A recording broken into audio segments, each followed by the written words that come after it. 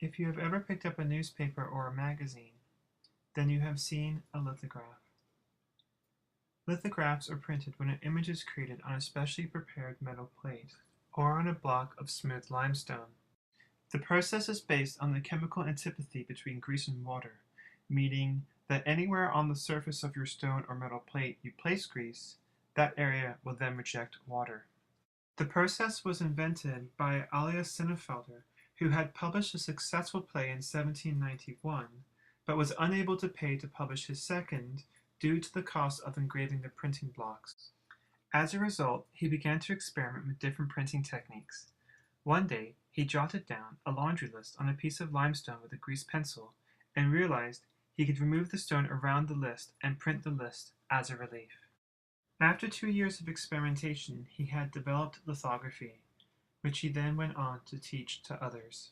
On Sennenfelder's memorial, a child is seen holding a mirror up to his engraved name, which, like most matrices for printmaking, is seen in reverse.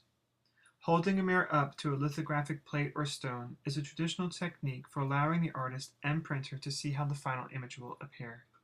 Sennenfelder's memorial stands as both a testament to this man who changed so much of our world, as well as to the love of technique and commitment that lithographers have to their craft.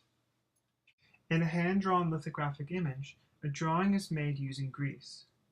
The area around the drawing is filled in with a gum arabic solution and etched.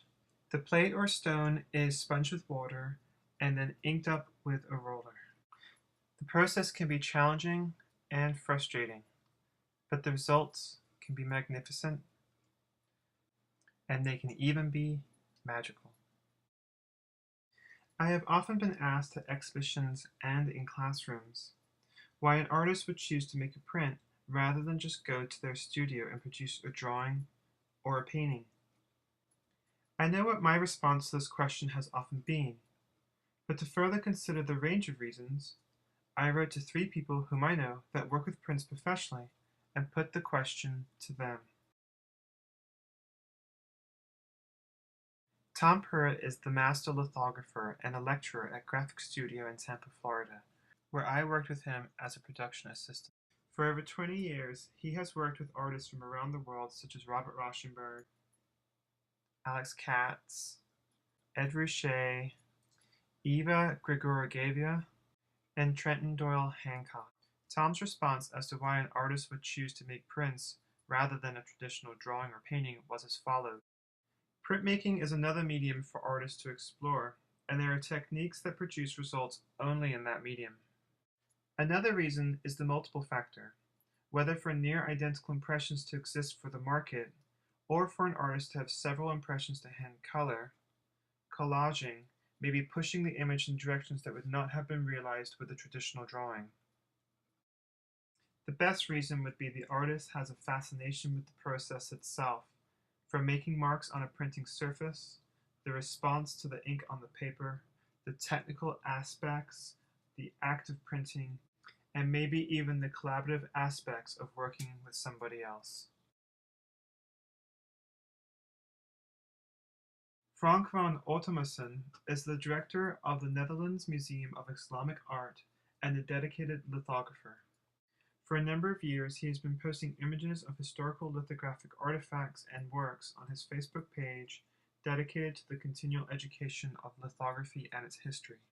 His response to the question as to why an artist would choose to make prints is passionate and shows the love for lithography that many of us have. Of course, making a drawing in a traditional way is wonderful, but to share a drawing through the pure and traditional lithographic process is tremendously more satisfying, particularly if the guidelines developed after years of intensive experimentation by Sennenfelder are followed.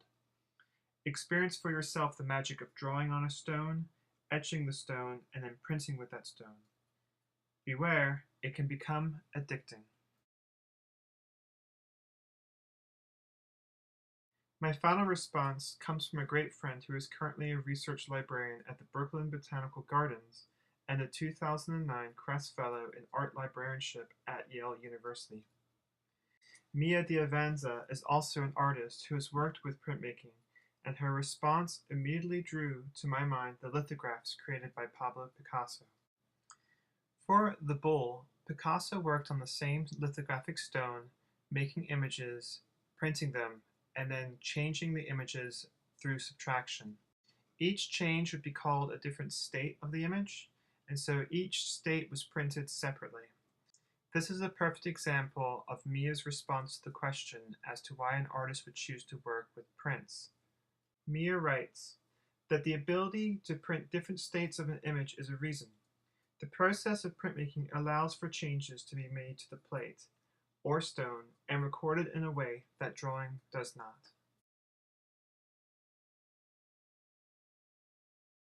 To these three great responses, I will add two of my own: democracy and liberty. I believe in the ability and history that printmaking has and will continue to have to alter the course of history. The role that lithography has played in the development of countries cannot be overlooked, for it is through the creation and vision of artists that countless political and social obstacles have become visible. Lithography and printmaking in general challenged and continues to challenge the social and economic boundaries of art production and art ownership.